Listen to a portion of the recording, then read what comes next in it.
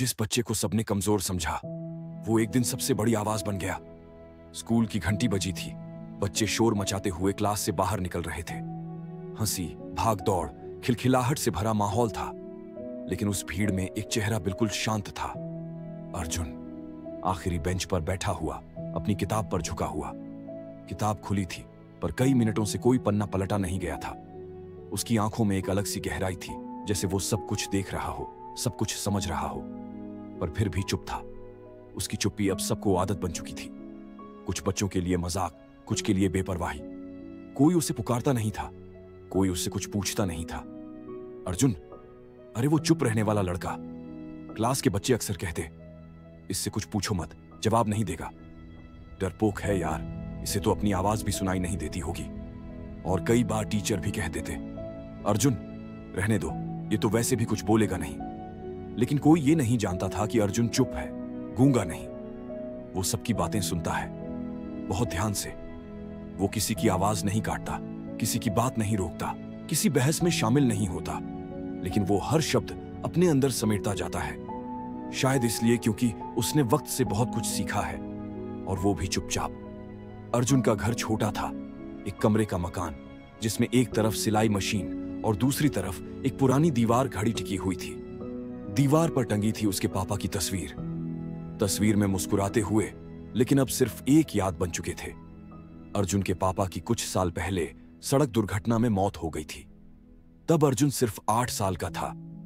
उस दिन के बाद से जैसे अर्जुन ने बोलना कम कर दिया था। उसकी मां घर घर से कपड़े लाकर सिलती थी। दिन भर मशीन की खटखट और रात को थकी हारी आंखें। अर्जुन सब कुछ समझता था, पर कुछ कहता नहीं था। मां पूछती, स्कूल कैसा रहा बेटा? वो मुस्कुरा देता, ठीक था मां।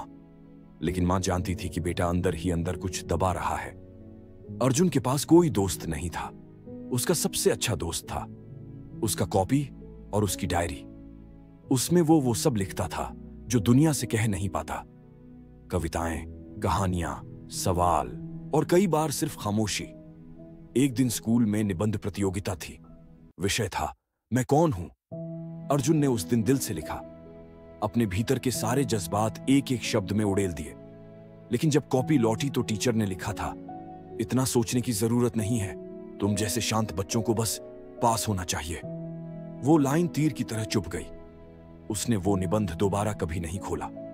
फिर एक दिन स्कूल असेंबली में प्रिंसिपल ने घोषणा की, इस महीने इंटर स्कूल डिबेट प्रतियोगिता है। विषय है, क्या आज की शिक्षा प्रणाली बच्चों को दबा रही है? हर क्लास से 2 बच्चों का चयन होगा। क्लास में अचानक हलचल मच गई। सब बच्चे जोश में थे। माइक मिलेगा, स्टेज मिलेगा, तालियां मिलेंगी। कुछ ने हाथ उठा दिए, कुछ नाम जबरदस्ती लिस्ट में लिखवा रहे थे। अर्जुन चुपचाप सब देख रहा था, जैसे हमेशा करता है, बस देखता है, सुनता है। तभी पीछे से एक लड़के की आवाज आई, अर्जुन को भेज दो, कम से कम विरोध तो नहीं करेगा। पूरी क्लास हंस पड़ी। अर्जुन ने सिर झुका लिया। उसकी कलम कुछ लिख रही थी, फिर रुक गई। उसकी आंखें खिड़की से बाहर देखने लगीं, दूर आसमान में उड़ते हुए परिंदों की ओर। वो शायद सोच रहा था, क्या मेरी भी कभी आवाज उड़ान ले पाएगी? उस रात वो अपनी डायरी में कुछ लिख रहा था, मैं कम बोलता हूं क्योंकि मैं ज्यादा सुनता हूं, और जब सुनना आता है तभी तो समझ आता है। शायद इसीलिए लोग मुझे समझ नहीं पाते। अगले दिन क्लास में डिबेट के लिए नाम फाइनल किए गए। सबके चेहरे उत्साहित थे। टीचर ने एक एक नाम पढ़ा, राहुल, साक्षी, फिर आखिरी में रुककर कहा, और अर्जुन वर्मा। पूरा क्लास चौंक गया। कुछ ने मुंह बना लिया, कुछ ने आंखें फाड़ दी। क्या अर्जुन डिबेट करेगा? ये तो बोलता ही नहीं। अर्जुन धीरे से खड़ा हुआ। उसका चेहरा शांत था, लेकिन आंखों में कुछ नया था, जैसे वो चुप्पी अब सिर्फ खामोशी नहीं, कोई जवाब बनने वाली हो। जिस लड़के को सबने नजरअंदाज किया, अब वही बोलने की कतार में सबसे आगे खड़ा था। अर्जुन ने डिबेट के लिए नाम तो लिखवा दिया था, लेकिन अब घर आकर वो बेचैन रहने लगा। उसकी सांसें तेज चलती थीं, हाथ कांपते थे। वो बार बार सोचता, मैं क्या बोलूंगा, कैसे बोलूंगा, अगर मेरी आवाज ही ना निकले तो। उसके भीतर जैसे तूफान उठ रहा था, पर बाहर सब शांत था। वो रात को देर तक जागता रहा। मुंह के अंदर शब्द जमा थे, लेकिन जुबान तक पहुंचने से पहले रुक जाते थे। उसे कभी कुछ बोलने की आदत जो नहीं थी, अब अचानक सबके सामने बोलना था। अगले दिन मां ने देखा कि अर्जुन नाश्ते की प्लेट सामने रखे बैठा है, लेकिन कुछ खाया नहीं। आंखों में डर था, माथे पर पसीना। मां ने धीरे से पूछा, बेटा ठीक हो? अर्जुन ने कुछ नहीं कहा, बस एक हल्की सी गर्दन हिलाई। मां उसके पास बैठी, उसके सिर पर हाथ रखा और कहा, डर लग रहा है ना? अर्जुन की आंखें भर आईं। पहली बार उसने कुछ कहा। मां, सबके सामने बोलने से डर लगता है। मुझे तो यह भी नहीं पता कि कैसे बोलते हैं। मां कुछ देर चुप रही, फिर धीरे से बोली, तुझे पता है अर्जुन, जब मैं छोटी थी तो मुझे भी सिलाई मशीन से डर लगता था। उंगलियां कट जाती थीं, धागा फंस जाता था। लेकिन एक दिन मेरी मां ने कहा, डरता वही है जो सीखना चाहता है। जो बेपरवाह हो उसे डर नहीं लगता। तू डर रहा है ना, मतलब तू सीख रहा है बेटा, और सीखने से पहले डर आना बहुत जरूरी होता है। अर्जुन उसे देखता रहा। मां की आंखें थकी हुई थीं, लेकिन उसमें एक चमक थी, एक विश्वास। मां ने फिर कहा, बोलने से पहले सबसे जरूरी है सुनना। तू हमेशा सबको सुनता है अर्जुन, ये तेरी सबसे बड़ी ताकत है। इसलिए जब तू बोलेगा तो वो आवाज सीधी दिल से निकलेगी और हर दिल तक पहुंचेगी। अर्जुन की आंखों से एक आंसू लुढ़क गया। पहली बार उसे लगा कि उसकी चुप्पी कमजोरी नहीं है। मां ने जैसे उसकी आत्मा की गांठ खोल दी थी। उस रात अर्जुन ने पहली बार आईने के सामने खड़े होकर बोलने की कोशिश की। शब्द धीरे धीरे निकले, आवाज कांप रही थी, लेकिन हिम्मत जुड़ रही थी। उसने एक लाइन कही, मैं कम बोलता हूं क्योंकि मैं ज्यादा सुनता हूं। और वो लाइन बार बार दोहराता रहा। कमरे के कोने में मां चुपचाप खड़ी थी, मुस्कुराते हुए। शायद उससे अब यकीन हो गया था कि उसका बेटा बोलेगा, और जब बोलेगा तो सबको चुप कर देगा। डिबेट प्रतियोगिता का दिन आ गया था। स्कूल का हॉल सजाया गया था। सामने स्टेज था, माइक था और दर्जनों चेहरों की निगाहें थीं जो देखने आई थीं कि आज कौन क्या बोलेगा। क्लास के सभी बच्चे बैठ चुके थे। अर्जुन को जैसे ही मंच पर बुलाया गया, पूरे हॉल में एक हल्का सा फुसफुसाहट गूंज गई। अर्जुन, ये बोलेगा? ये तो हमेशा चुप रहता है, अब स्टेज पर क्या करेगा? अर्जुन मंच की सीढ़ियां चढ़ा। हर कदम पर उसके दिल की धड़कन तेज होती जा रही थी। हाथों में पसीना था, पर मां की बात बार बार याद आ रही थी।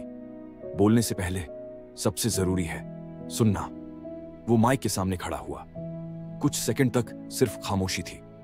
पूरा हॉल चुप। अर्जुन ने गहरी सांस ली और फिर अपनी पहली लाइन बोली, मैं बहुत अच्छा बोलता नहीं हूं, लेकिन मैंने बहुत सुना है। हॉल एकदम शांत हो गया। मैंने सुना है जब बच्चे डरते हैं तो लोग उन्हें कमजोर कह देते हैं। मैंने सुना है जब कोई चुप रहे तो लोग सोचते हैं कि उसमें कुछ कहने को नहीं है। मैंने सुना है जब कोई लड़का चुपचाप बैठा हो तो लोग कहते हैं कि वो कुछ कर नहीं पाएगा। मैंने सब सुना है, और आज पहली बार मैं कुछ कहना चाहता हूं। शिक्षा हमें बोलना सिखाती है, लेकिन उससे पहले अगर हम एक दूसरे को सुनना नहीं सीखेंगे तो हम कभी समझ नहीं पाएंगे कि किसी के दिल में क्या चल रहा है। हर बार जवाब देना जरूरी नहीं होता, कभी कभी सुनना ही सबसे बड़ा जवाब होता है। मैंने अपनी जिंदगी में सबसे ज्यादा तब सीखा जब मैं चुप था। मैंने रिश्तों की गहराई तब समझी जब मैं बस मां को रोज मशीन चलाते हुए देखता रहा। मैंने समाज को तब महसूस किया जब स्कूल में सब मुझे अनदेखा कर देते थे। मैं नहीं बोलता था क्योंकि मैं सुन रहा था, और शायद इसीलिए आज जब बोल रहा हूं तो ये शब्द सीधा दिल से आ रहे हैं। हम सबको बोलना चाहिए, लेकिन उससे पहले हमें एक दूसरे को सुनना सीखना चाहिए। इतना कहकर अर्जुन रुका, माइक से पीछे हटा। पूरा हॉल चुप था। फिर अचानक तालियां बज उठीं, धीमी लेकिन सच्ची। वो तालियां अर्जुन के लिए थीं, उसके शब्दों के लिए थीं, उसकी चुप्पी के पीछे छुपे उस इंसान के लिए थीं जिसे अब सबने पहली बार सुना था। प्रिंसिपल सर मंच पर आए।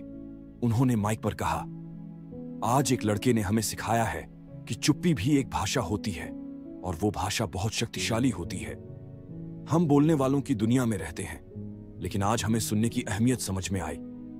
मैं गर्व से कहता हूं कि हमारी स्कूल की ओर से इंटर स्कूल प्रतियोगिता में जाने वाले 2 छात्र हैं, साक्षी शर्मा और अर्जुन वर्मा। हॉल एक बार फिर तालियों से गूंज उठा।